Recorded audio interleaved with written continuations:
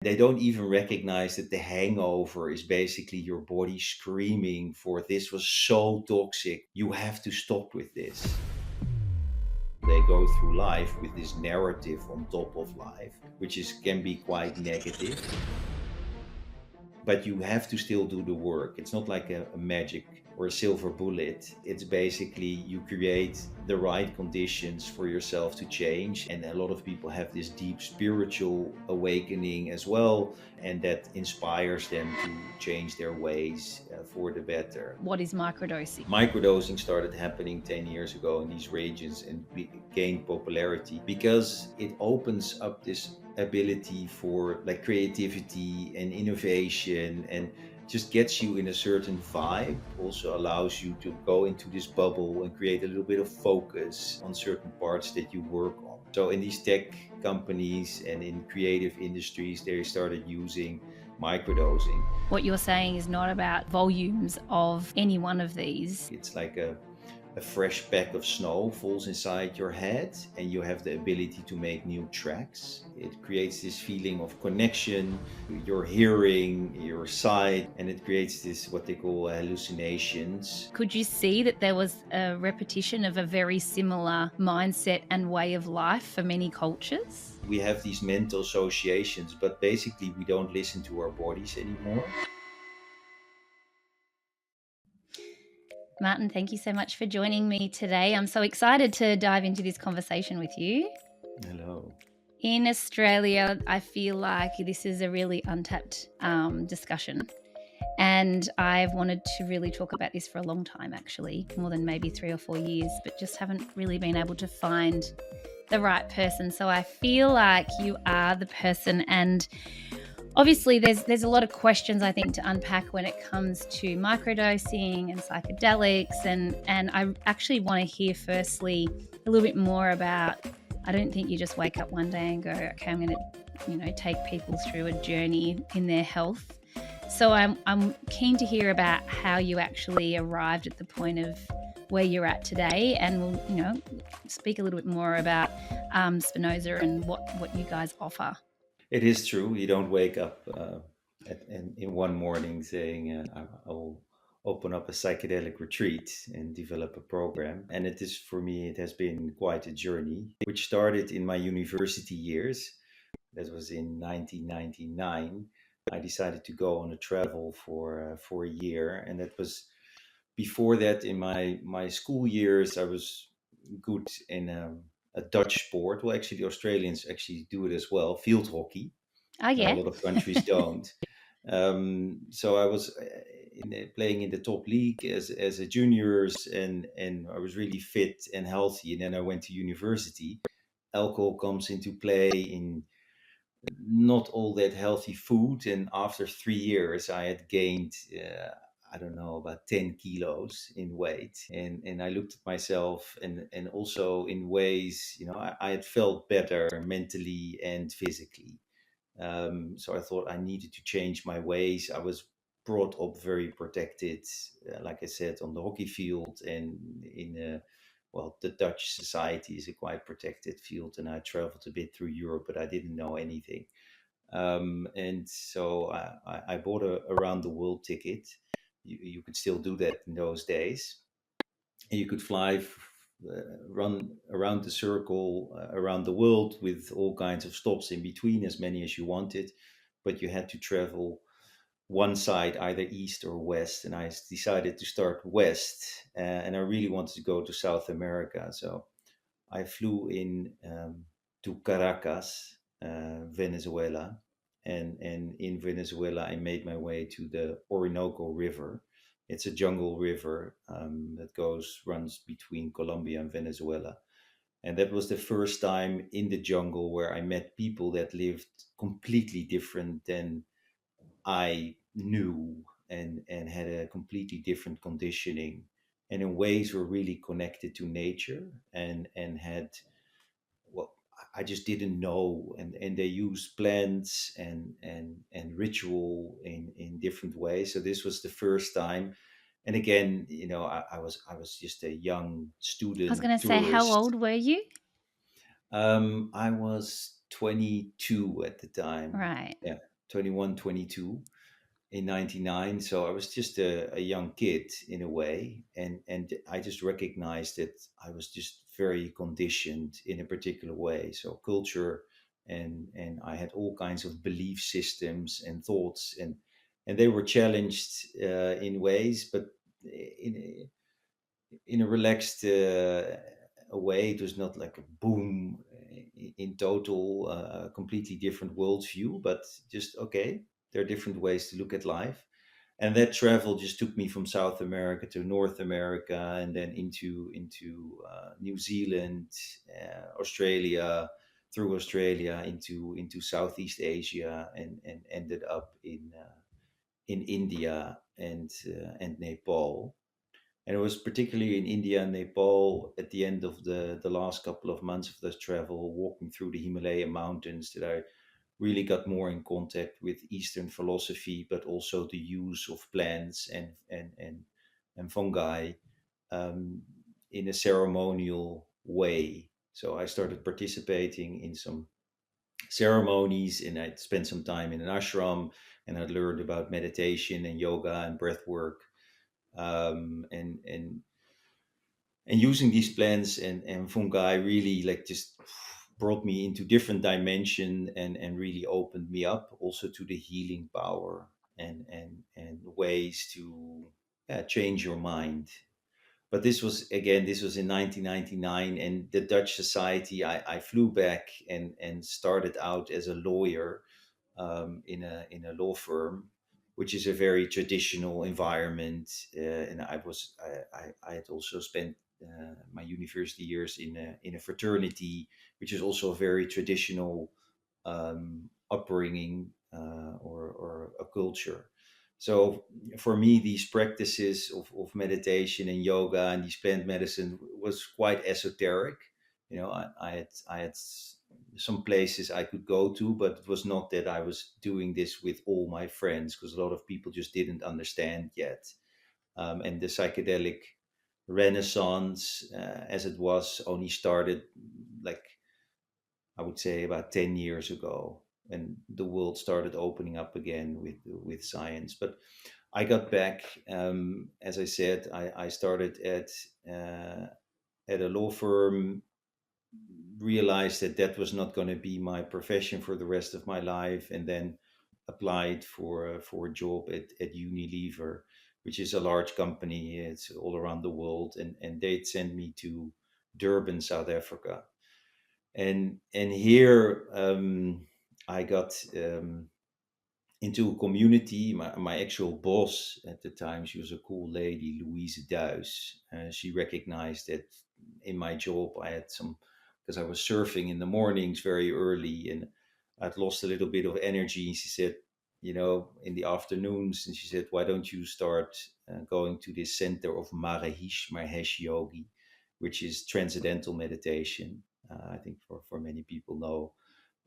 So I joined a community outside of Durban, South Africa, and I started to deepen my practices and really dedicate part of my life towards Eastern philosophy.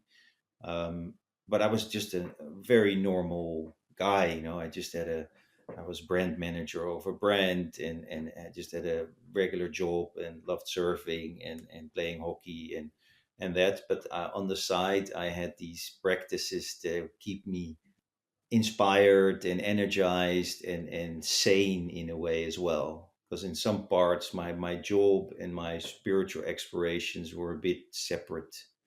Mm. I on the one hand, especially when I moved from Unilever to work for Heineken, I really enjoyed the marketing efforts, because it was music that I was a part of, and it was sports, soccer, and all kinds of film in general. Those were the marketing areas that Heineken was in, but the actual product, because they did also a lot of sugar water type of things. They were also distributors for Pepsi. So on the one hand, I was in my yoga classes and trying to get myself healthy, and on the other hand, I was also working in a system which I was selling stuff that were not. I wouldn't give myself at the time anymore. So it was a little bit of a Right. of a Well, I separation like there. how you just said I was on one part of me was a very normal guy. I want to know what the other part of you was if it wasn't normal. Well, at the time in early 2000s, for like a corporate guy like myself, like not a lot of my colleagues were going to yoga classes Right. and singing at a kirtan and doing morning meditations and breath work. That changed a lot over the last 15 years, right? Because And it's yoga is just, I just, mean, absolutely. And I think also, I think a lot of people can relate to, I feel like a lot of my listeners would relate to being somebody else, a version of ourselves mm, in the past and what we are and what we find along the way. And mm, so, how long was it before you started to really dive in and really start to? Well, mm. again, I'm probably cutting you off, and you've got more to say there No. about the process of what happened next. Well, I was also still chasing a little bit of a ghost of trying to become successful and making money and that part. So at one point at Heineken, I started an advertising agency together with them, and that agency grew quite quickly in ways, and we could do like an earn out or separate a part of the business, and we had sold it to another bigger advertising agency, WPP, at the end. So in my 30s, early 30s, I had made a bit of money and came at home and realized that, shit, in making money and a certain success is also not making me happy, which I thought it would in ways. And of course, it gains you a bit of freedom, but it doesn't really make you happy. So I just wanted to dedicate my life more to ways of helping people. So I started a yoga school in Amsterdam together with a friend, and that just brought me on a complete different path, because then I started to teach meditation classes and breath work, and one yoga school became two and three and four and five, so it became a whole community and an organization. At one point, three children came in between, so becoming a dad, and that brought again a whole inner journey into my life. So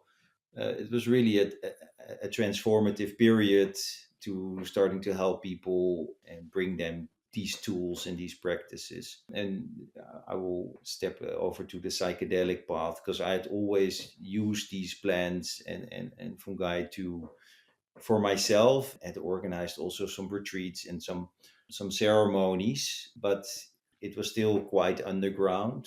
And then I moved to Lisbon, or outside of Lisbon, Sintra, to spend some more time on Western philosophy, because it had always been connected for me with Eastern philosophy. But I had also at one stage wanted to learn, okay, what is the consciousness or the conditionings that I was brought up in, and delve into that. And if you're in Amsterdam, the one big philosopher that stands out of all of them in the Netherlands is Spinoza. So he's a Dutch philosopher, and I learned it was the golden age when he lived, the 17th century in the Netherlands. And a lot of philosophers were in Amsterdam at that time, because it was the republic, the only republic in the world. So there was already a little bit of a dividation, of a divide between state and religion. So a lot of the more forward-thinking books and philosophers would come to Amsterdam, because 75% of all books were printed at the time in Amsterdam. And Descartes was also in Amsterdam, and Descartes posed the theory of dualism, that we are a mind in a body. And Spinoza was a monist. His metaphysics philosophy was is that this is one substance, one ocean of consciousness, and there are different modes within that. And mind and matter are two and always the same thing. They're not separate.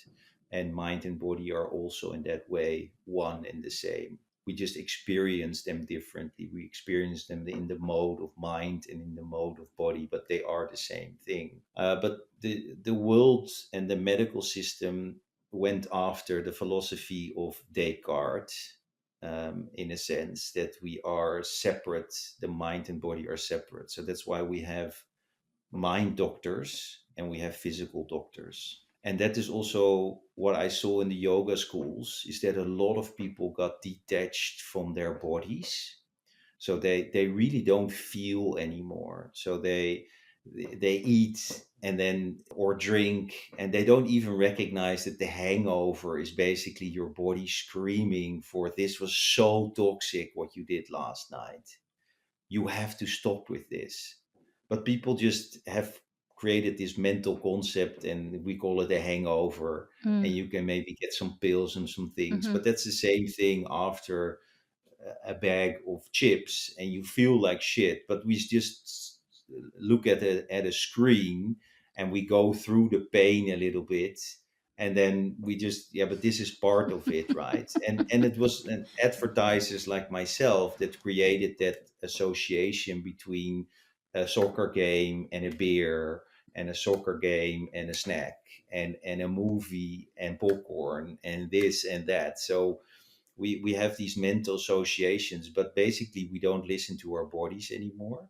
And that is in general, I think, on a philosophical level, something that happened, that we created this divide between mind and body, and between mankind and nature. And that is the same. So body is nature in a way, and mind has just separated ourselves. And the more and more we're stuck in these screens, the more this separation is there. And you see that in mental illnesses, and you see that in physical illnesses, which are the same, right? So they stem from the same divide.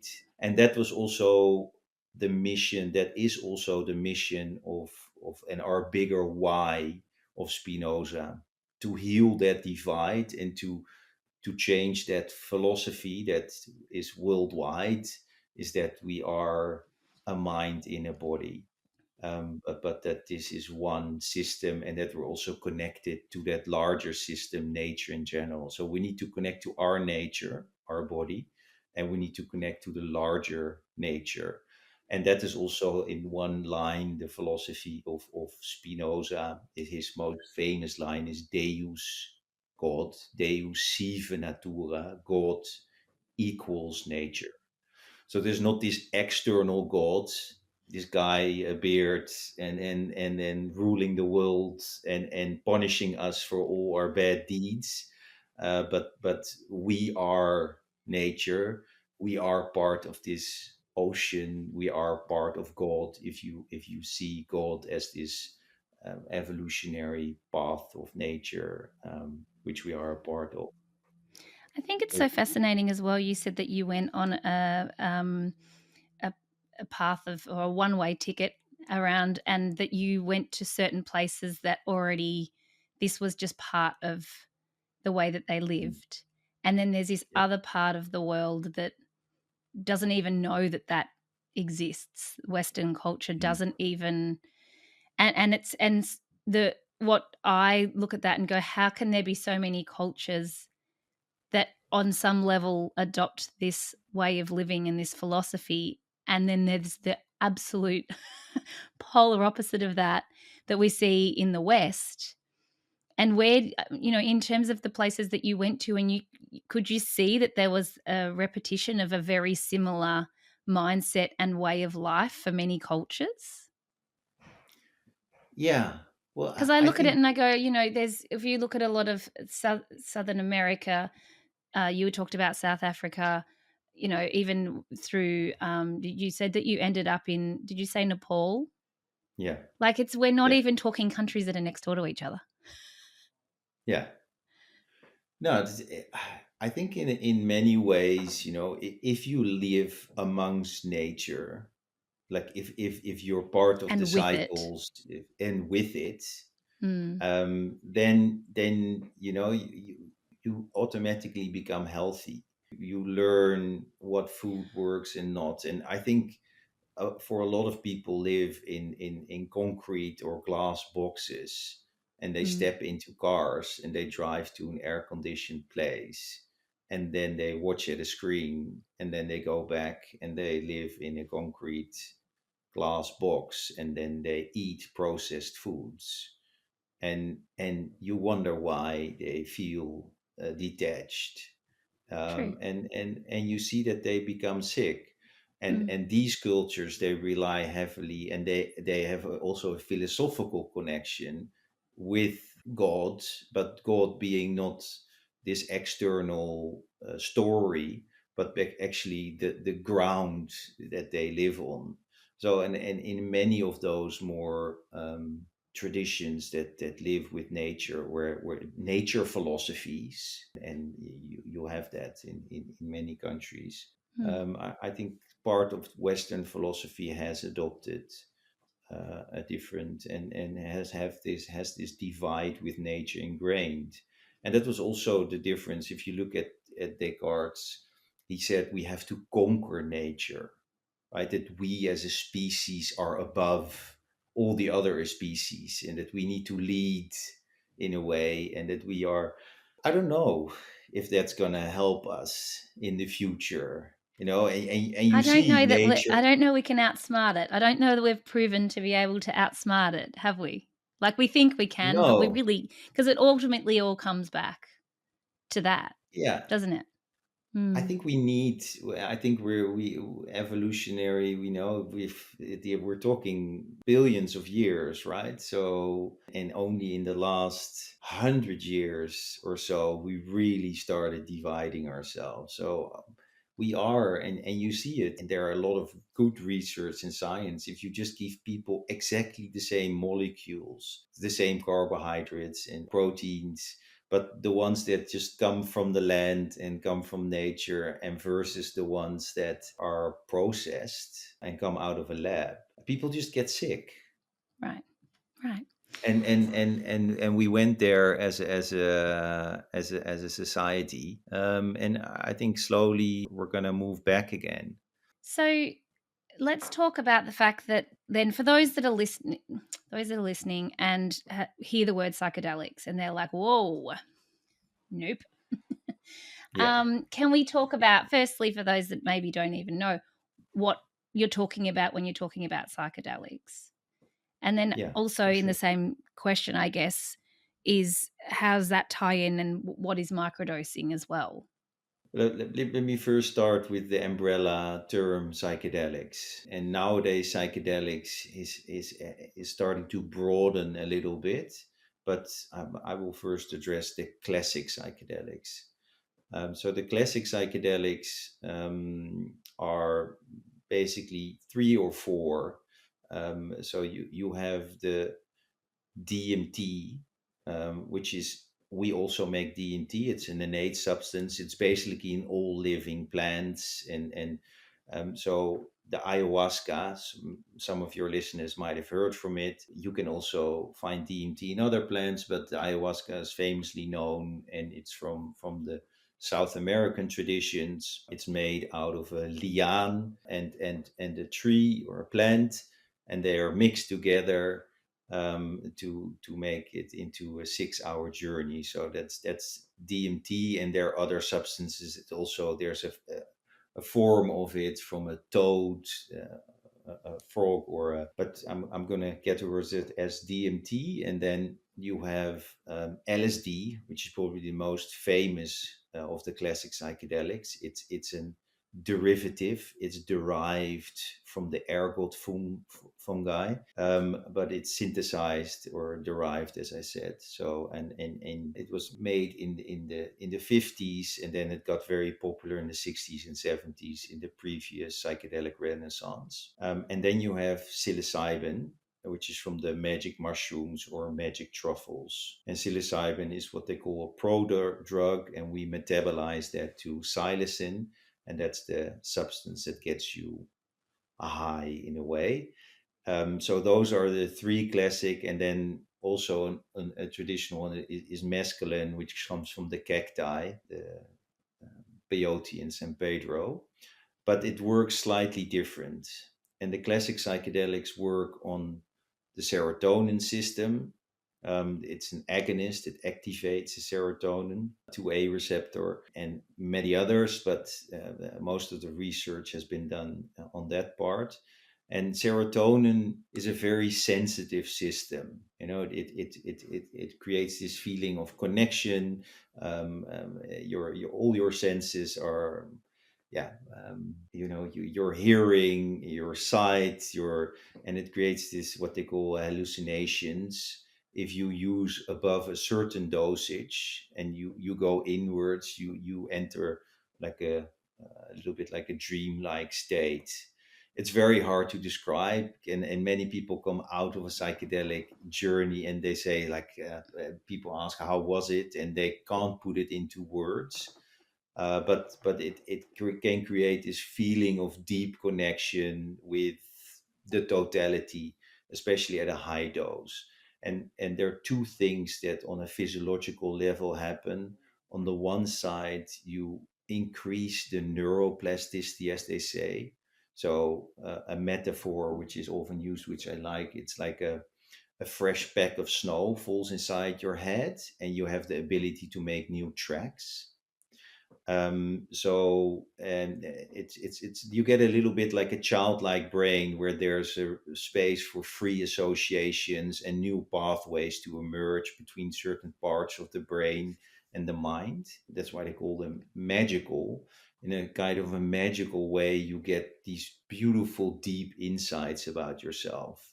So you have this ability to ask questions to your unconscious self in a way, and we're ruled by our unconscious parts as well. We have all kinds of belief systems and patterns and habits built up into our mind and nervous system.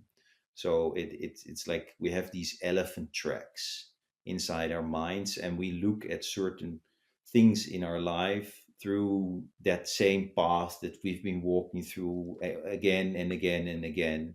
So like let's say you're bitten by this white Labrador at the age of 3 from down the road. And that's the first time that this pathway. And from now on, you're really scared of white Labradors, but white Labradors are super sweet dogs. So even if you meet a girlfriend 20 years down the line, this pathway has been entrenched, and you walk in and she has a white Labrador, you're going to go like, like that. And we have that with a zillion things in our life, that we walk down these same pathways which were formed again and again and again in our lives. You can call them character or taste or what have you, or trauma. But creating this high neuroplasticity gives this ability for change again, and to let some pathways go, and some pathways, it creates this fertile ground for new habits and new patterns. So that's why most medical centers in the world are doing research into this. Of course, the researchers all stopped in the 70s because of the war on drugs, which was purely political, because at the time the science was also quite clear that this could be very instrumental for a lot of our mental diseases. Again, it needed good guides, and it needed a different look at mental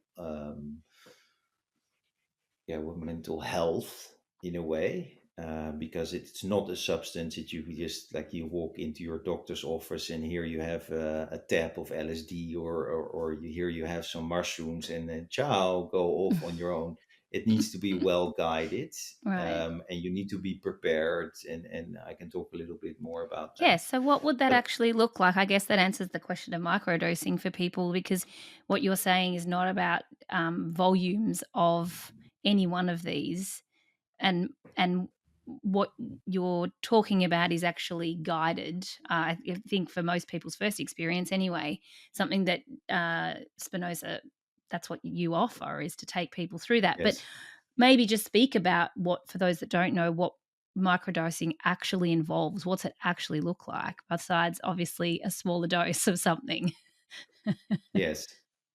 Well, so at Spinoza we do a lot of retreats, and those involve macrodosing. So that's the high dose. Right. And on the high dose, you have the second part of the physiological side, is that the default mode where network is what they call it deactivates. So a part in the head where you have your inner voice, which for a lot of people can be quite critical of themselves. So negative, certain negative self-image, and a lot of people, they go through life with this narrative on top of life, which is can be quite negative.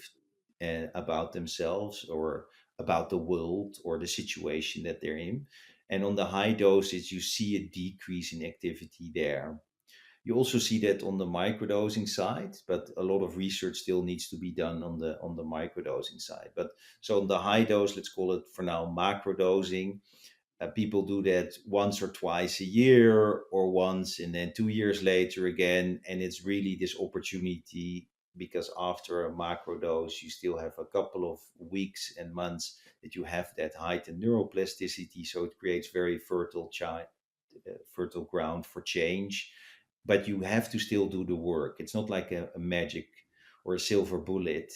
It's basically you create the right conditions for yourself to change, and a lot of people have this deep spiritual awakening as well, and that inspires them to change their ways for the better. So that's on the macrodosing. On the Mm. microdosing side, it started coming up it was already used in other traditions as well, where they used little bits of in their culture.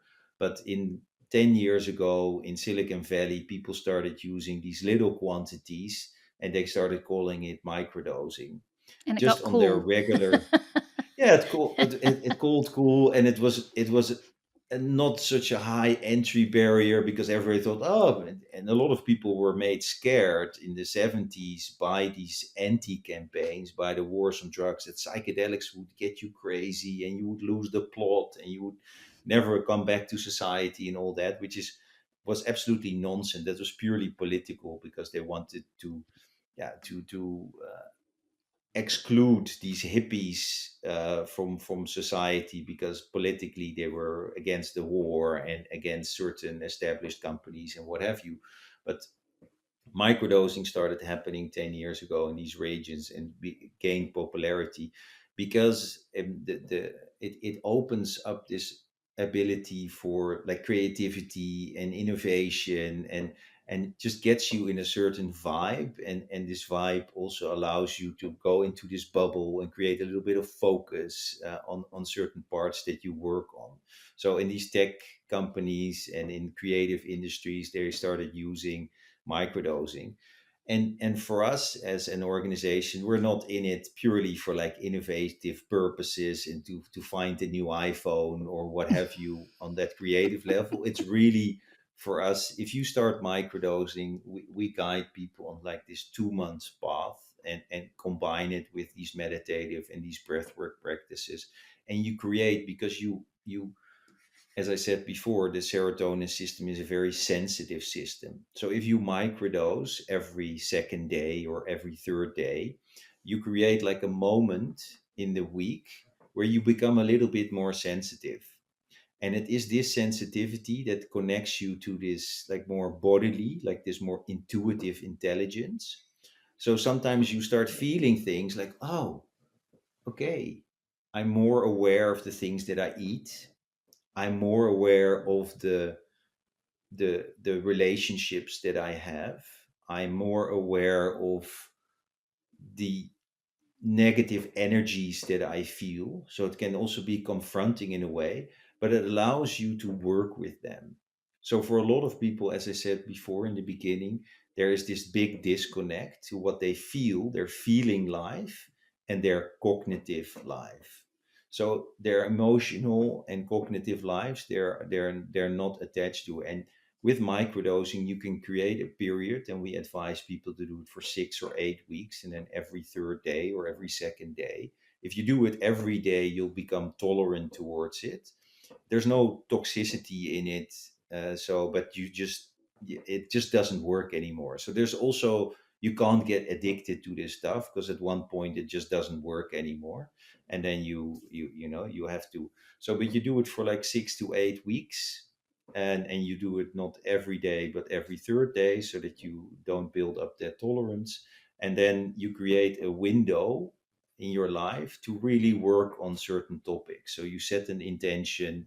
Let's say you want to deepen a relationship, or let's say you want to change from night to day rhythm. Some people like to have their go to bed at 1 o'clock, and they are inspired by raising every morning at 6 o'clock. So let's say you want to change that. And then that could be a good intention to set, but it can also be to deepen your relationship with your mother or with your spouse or Right. what have you, or any other habit or pattern. Food, for example, a lot of people have weird relationships with food, and you want to explore that and find out what's good for you, but not by reading the next Vogue diet. But we're really internally exploring what's good for you. Then you can use microdosing in ways to create a period in your Right. life to explore that. So, is there anyone that wouldn't be a good candidate to dive into any type of psychedelic therapy? Is there someone that you Um, were like, "Nah, not for you"? yeah, I would definitely. I don't think psychedelics is there for everyone, and especially not at a specific time. I think for people under the age of 25, you still have a lot of neuroplasticity. There's not a lot of added benefits, and especially on the higher dosage of psychedelics, they can become quite like whoa. So maybe there's not the maturity yet to understand some of the insights that you will gain. And we see that also at our center. A lot of the people, they're between 35 and 55. That's a little bit the range that people come on, but that is purely on that side.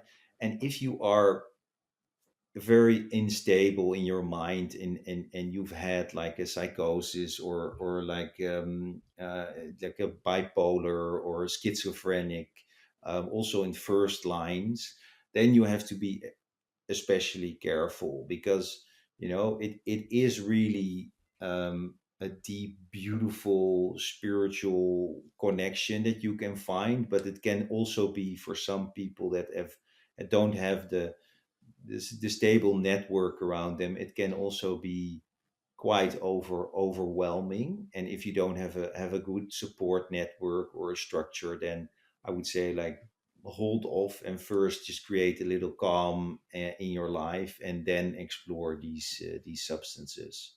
Are there people that come to see you that maybe don't have that, but because you're holding their hand and supporting them, that they can do that? I'm assuming that, there are people that you're like, well, maybe you wouldn't be self-guided in this, but this is where it's really important to be in the right environment. Then you are supported, you're being looked out for, and that's part of why I would imagine that you create something that is a more of a retreat space. Yes. I think in general, if you're not familiar with these substances, it's really nice to find a community and a place, and in the beginning, let yourself be guided. Mm. Because it's just very nice that in my case, then I have 25 years of experience, but you also get the right meditative practices, and you get the right help in the understanding and depth of some of the experience that you have. Which I So think I is think in probably, general, yeah, and probably, we're talking about that part of a whole process. yes, Not, we're talking about psychedelics and how you would go on a path of utilizing them, but we're not actually giving a lot of attention to all the other things that you are teaching somebody about, learning about themselves and about tools that they can use, whether it's meditation or breath work, or even just being, like you said, even just being with nature, in nature. I think embedding it in this larger context of connection with yourself through these meditative practices, or with nature, or with music, because music is a big part of these more ceremonial use, and Hmm. how to learn to use music in an explorative way of your emotional life, and the emotions in general, but being able to explore your emotional life. For a lot of people, that's not there yet. They are maybe too much still, and you first have to open them up with some other practices, and diving straight into psychedelics is not advisable, because it's just too disruptive from Right. their current worldview. they're really Mm. still stuck in a very narrow uh, box of life. They're maybe just drilled down to making cash and becoming the biggest whatever they want to achieve, and they just haven't had the empathy yet with some of their relationships, and it can then be disruptive, and they first need to be guided on that. But I think in general it's nice to be guided in these Mm. substances.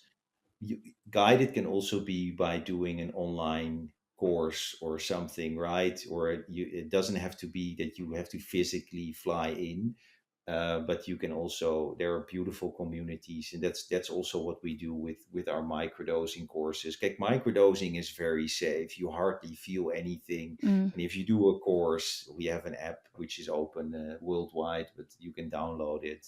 Just search for Spinoza, and inside we have these sound journeys which are open and free basically as well. And there are some master classes there, but and there are other ways, but everywhere there are communities. If you start looking out for them, you can find these communities. But especially on the higher doses and microdose macrodosing, it's important to Mm. be guided.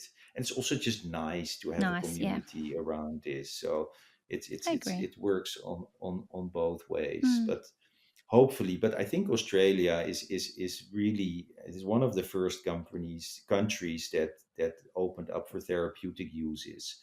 So I think there are some centers There and are some. I was hospitals. looking at Yeah. some of that before today when I was preparing for this, and um, it's still very clinical. I think it doesn't sound like it's all encompassing. Uh, in terms of comparing what you're offering. But that's okay. Yes. Slowly but surely, I nearly fell over when I saw that psilocybin had been. This is a months ago when I'd seen that it had been legalized, at least for psychiatric use. Which is pat on the back for Australia because we're usually behind in everything else. But before I let Excellent. you go, I'm wondering, do you have any standout that you feel comfortable with sharing? Any standout people that you can, that have been to your retreat space and you've seen a transformation that our listeners might be able to just feel inspired by? Yes. Well, it is really for, I would say, 80% of the people that are well prepared and that come to the center, they really have a life transformational experience. So it's a very powerful, and done in the right way, it becomes, and for even the 20%, they really gain a lot out of it, are like, so. One example was somebody also from Australia that came in, because people fly in from all over the world, Yes, of course. and it lost a child 30 years ago, at the age of 3, and that trauma remained for 30 years in his life, and it was really inside inside the body, and been depressed for many years, and really wanted to shift something, and came into the ceremony, and actually quite quickly into the ceremony the body really started shaking, and he got very nervous about it. There's a great book, The Body Keeps the Score, from Bessel van der Kolk. But and we could really guide him and help him to not refuse the shaking, but really go into it. It was really the nervous system that had, and he never felt, I think, safe enough. He never felt a space of love, because we really create this beautiful, you're inside this beautiful tent, inside a forest, next to, in the gardens of our center. It's really an amazing space, and we really helped him to go through it, and we took him also outside a little bit, and we held him for, like, I would say, 1.5 hour, just really, and allowing him to go through the process, and to feel the love and the connection, not only with us, but with himself, basically. Allowed him to let it go, and it was scary for him in a way, but he could really let this anxiety and stress that this is 30 years. He could really let it all go. And he wrote us a letter just a few weeks after from Sydney, saying like, wow, this has just been the most amazing journey. And to go through that, and being confronted in a way with something that he couldn't get to by himself Mm. over such a long period, but to help these people and to alleviate them, and get rid of that deep anxiety, which just comes in their lives again and again and again in situations. It feels like it's just magical and beautiful work to do, of course. I love that. And then we've guided over 1,500 people in the last years. I can tell you like hundreds of stories Crazy like stories. these. I mean, I Yes, think of the main people. Yeah, thing to realize is that there's no, well, not probably, there's nobody on the planet that isn't or hasn't carried something that, you know, that potentially is still, I'm sure that you're still going through processes, and we're all still doing that time, you know, we don't, absolutely. it's like you never arrive at perfect health. Like it's a constant work in progress. But I often say to No, patients, you know, there is that somebody that you know that is still talking about something that happened 25 years ago as if it happened yesterday. They haven't mm, healed. And what I'm hearing is that's one example of something that it could be very powerful to help people process. And it's not that you're never going to feel again. In fact, it's quite the opposite, but it's that you can actually integrate it in a way that it's not having a negative impact on your day-to-day life. And I don't think even most of us don't even realize that that is happening. I'm also assuming, you know, when there's very dominant emotions that maybe aren't positive, that are constantly there, and you don't know why, and you don't know how to process it, and really shedding light and giving a little bit more, I guess, awareness, because I can't imagine, like you said, that thousands of stories and so many examples of things that have happened, but what even comes to light for some people, they might not even realize is actually there. That's what I'm guessing anyway, you yeah, know? Um, yeah. No, I really think you're using the right words there. It's about integration and it's about awareness.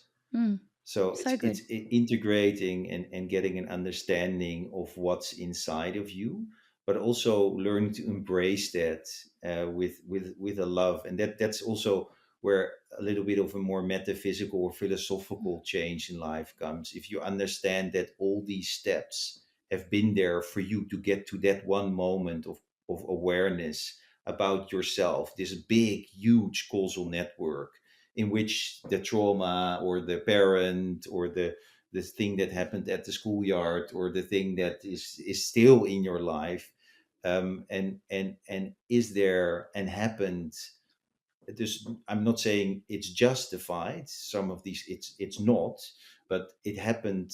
You're feeling for a certain reason. It's not weird, or you're not weird or Right. crazy, right? It has in that larger causal network, cultural, can be cultural, Mm, can be nurture, can be nature. We also see it that certain traumas are other generational that we still hold, right? So, but to gain an understanding of that, to gain an insight, can bring a lot of peace, because you're not doubting anymore. You're just being able to integrate it into your life, and also in a way embrace it, but move beyond it. right. And Love it is that deep understanding is what happens in a psychedelic journey, where you see people just going through like, finally, that. I can accept it on a deeper level. It has been part. And I hear these stories again and again and again about uh, uh, my mother. I understand because I've Right. seen her talk in a ceremony with her grandmother, and I've seen the relationship. And before it was, I only was like the hurt that happened, or the father that, or the brother, or what have you. But they now see it was not their fault, because they were also, again, and they were father. And so it becomes that you unite with the totality through the generations, and there's a little bit of a deeper understanding, because yeah, and also at the end is that we are loving and compassionate beings for the most part, but you can't blame the child soldier of 13 in Uganda, Right. right? But if something like that was also a boy, a loving boy that was raised in a very difficult situation, and that goes also for yourself in ways. So I'm making it quite like black and white in a certain way, and there's 100 shades of gray in life. But it's nice to feel for yourself that if you can embrace the child soldier and understand that game, it's not a bad boy. It's just a lot of shitty situations to get where he got. But it's the same for a lot of people, and that embrace just gives you freedom, and understanding. Amazing. Well, thank you so much for taking the time to chat with me today. We'll obviously put Thank you. links in the show notes so that people can check out Spinoza, the retreat space, and all of the other things. Your website's amazing. There's so much. I was on there today, and I'm like, wow, okay. So thank you so much for chatting with me today. This has been wonderful. I'm excited for Thank our you. audience to learn more about you and what you offer. And thank you for all the great work you're doing and the help you're offering. So it was a pleasure. Amazing. Hey there, it's Nat Kringoudis, host of the Wellness Collective podcast. I know how important it is to have a safe space for women's health, and that's why we created NK the Membership, an online sanctuary where you can access expert guidance and support right from home. Get early access to monthly masterclasses, unlimited access to our entire catalogue, and practical resources to achieve hormone harmony. Plus, enjoy a 20% discount on supplements and join my monthly live Q&A sessions. Join our community of like-minded women and wellness experts to revolutionise your health one topic at a time. Visit our website and sign up now. It's legit Netflix for hormones.